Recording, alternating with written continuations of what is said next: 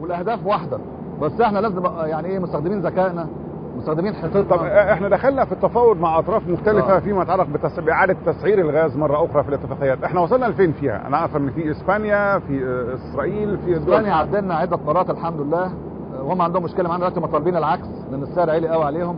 فرنسا عدلنا مره، كنا متفقين نعدل مره ثانيه ما عدلناش لان الاسعار نزلت ثاني، وده بقى اللي عايز اقوله، العاصفه هديت كمان النهارده ورجعنا ثاني الاسعار بتاعت 4 سنين فاتوا او 5 سنين. برضه دي بتقول للناس ان مؤكد انها كانت عاصفه، لم يكن وضع دائم، لكن يشكروا على شعورهم بالخوف على ثروه بلدهم ويشكروا على دعمهم لينا في هذا الاتجاه.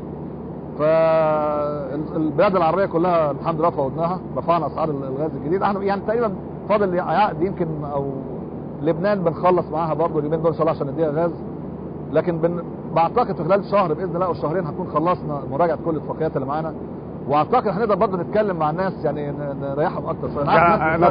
نتوقع تفاصيل اكتر بعد انتهاء التفاوضات مع الاطراف. بنحتاج بس لا يمكن نيجي في مرحله زي مفاوضات النهارده، يعني خلينا منطقيين.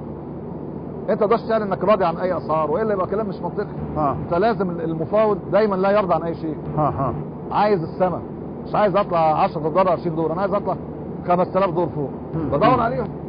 عشان اطلعهم لازم افضل اتفاوض بهدوء وبتمكن. طيب الجزء الاخر من السؤال، هل هناك اي شكل من اشكال الاتفاقيات السريه خلينا اسميها الغير معلنه في التعامل في موضوع الغاز تحديدا مع اسرائيل خلينا اسميها؟ لا، هو انا لقيت مقاله لقيتها غريبه قوي في الجورنال امبارح، حد بيقول لي ده بيكتب كده دي موجوده كل حاجه على الانترنت. طب موجوده تسالونا ليه؟ طيب ده الرد بتاعي، ده وانت كل الاتفاقيات العالميه موجوده على الانترنت بما فيها اتفاقياتنا طبعا هتبقى موجوده، ان في طرفين او 3 اطراف او 4. طب انت بتسالنا ليه؟ مش كده ولا ايه؟ فمعروفه يعني اعتقد مفيش حاجه مختلفه. لو كانت موجوده ما كانش حد هيسالنا. لا الرد انها مش موجوده طبعا. ده بقول لك مقاله بيقول لك ده كل حاجه موجوده على الانترنت. لو موجوده طب ما تاخدها، طب تسالنا ليه؟ مش كده ولا ايه؟ مظبوط. هو ده الرد. لا هي طبعا مش موجوده، والسبب طبعا يعني قد يكون راجع الى ان في كذا طرف بيدخل في الموضوع. يعني انت عندك طرف بيبيع الغاز، وعندك طرف شركه مؤسسه طبق قانون الاستثمار المصريه بتاخد تشتري منك الغاز، عايزه تبيعه في سوق. لو السوق عرف انت بايع له بكام، هو مش عارف يفاوض السوق، هيفاوضه ازاي؟ لو انت مثلا اديله بسين وهو راح السوق. يعني انا مستغرب هنا من الغاز بالمقارنه بين سوق الغاز والبترول. هل سوق الغاز بيحصل فيه اتفاقيات سريه غير معلومه؟ يعني هل هو سوق مختلف عن سوق البترول؟ سوق غير ناضج وسوق حديث. يعني صناعه الغاز كلها على بعضها كده بتاعت التصدير.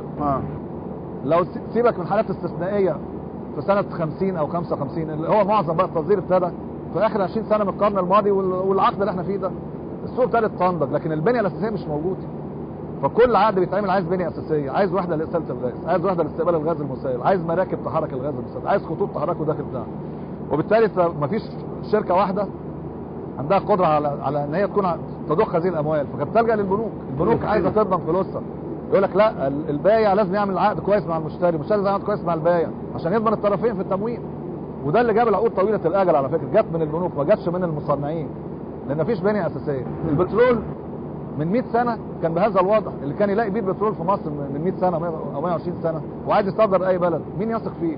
مين يبني له معمل تكرير ولا يبني له تسهيلات بترول؟ يعني هنا برضو ذكرت احد النقاط اللي بتحب توجيهها للتعامل للاتفاقيات الخاصه بالبترول وبالغاز تحديدا، اللي هي فكره طول فتره العقود. احنا بنتكلم عن عقود عمرها 15 سنه و20 سنه.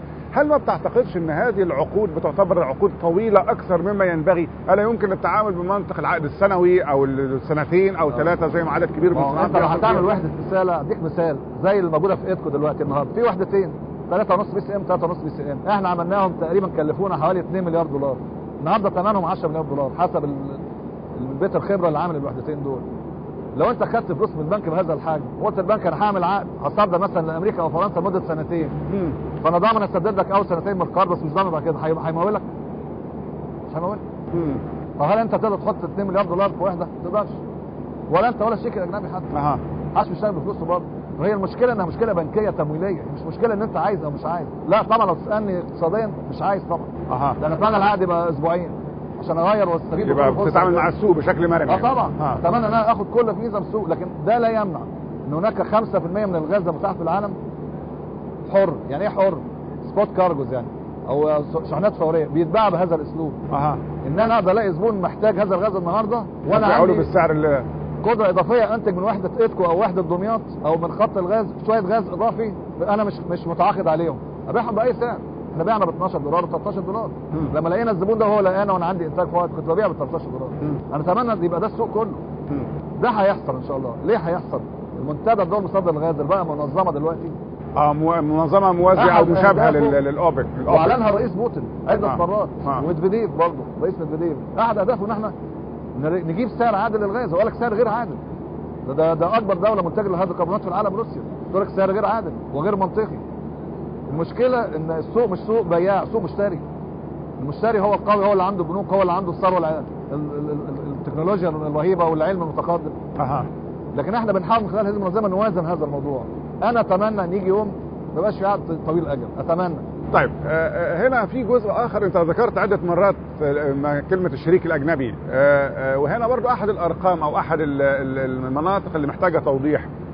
احنا ليه ملتزمين بشراء حصه الشريك الاجنبي؟ الغاز مثلا احنا بنصدر حوالي 11 مليار تقريبا السنه اللي فاتت، بنصدر تقريبا 30% من الغاز المصري، بحوالي 11 مليار دولار تقريبا الرقم اذا كان رقم دقيق، وبنشتري حصه او بنصدر عفوا ب 9 مليار، وبنشتري حصه الشريك الاجنبي بحوالي 11.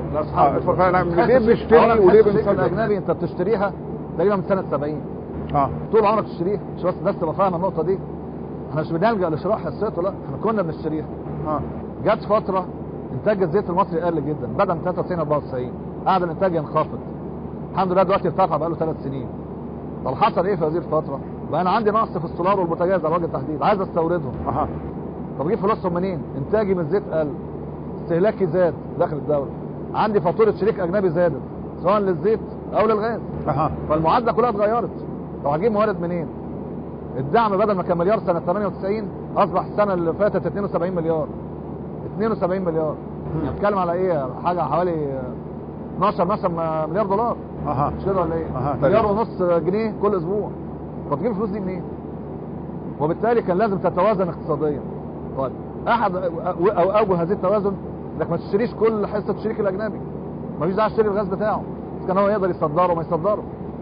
لما هو جه يصدر غازه كان قدامنا حلين، يا نسيبه يصدر حصته وما ندخلش معاه، وزي ما قلت انا كانت الحصه مقفوله على 20 22 دولار برنت اللي هو بين 2.5 دولار ل 2.65 دولار، او ادخل معاه اجرب، جايز انا الاقي ان في ميزه في التصدير واكسب بدل ما باخد الغاز ب 2.5، جايز ابيعه باكتر. اللي حصل فعلا ان متوسط تصدير الغاز المصري السله كلها السنه اللي فاتت كانت 5.5 دولار تقريبا، يمكن اكتر شويه كمان. دول عباره عن ايه؟ يعني حصه انا خدتها من الشريك الاجنبي ب 2.5 او 2.65 وبعتها ب 5.5 دولار. يعني الحصه اللي بشتريها من الشريك الاجنبي بدل ما كانت عبء عليا بحولتها لجانب اقتصادي، بحولتها للصادرات بقت اقتصاديه، بحقق منها فلوس بتساعدني في دعم الغاز للمواطن المصري.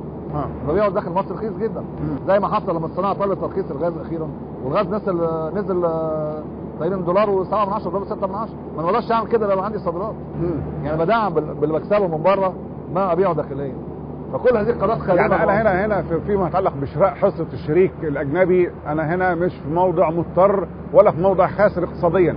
لا، الاتفاقيه بتقول واضحه قوي الاتفاقيه ان الشريك من حقه يصدر غازه او زيته الا لو مصر طلبته. طيب الا لو طلبناه. في الغاز على وجه التحديد الصوره اعقد شويه، بما ان الغاز ما بيتصدرش في يوم وليله، عايز تسهيلات ممكن تنفذها في 5 سنين وعايز اسواق، لا لازم تختاره مبكرا ان انت هتاخد غاز منه الا مش هينميه. طب لو ما نماش غاز انا مش هاخد حصتي المجانيه، فنحتاج ننمي غازه. هو نقول مثلا كل 100 بي تي يو او 100 مثلا وحده حراريه بريطانيه انا باخد منها 60 لمصر مجانيه تقريبا، و40 مصروفات انتاج وبحث وحصه شريك.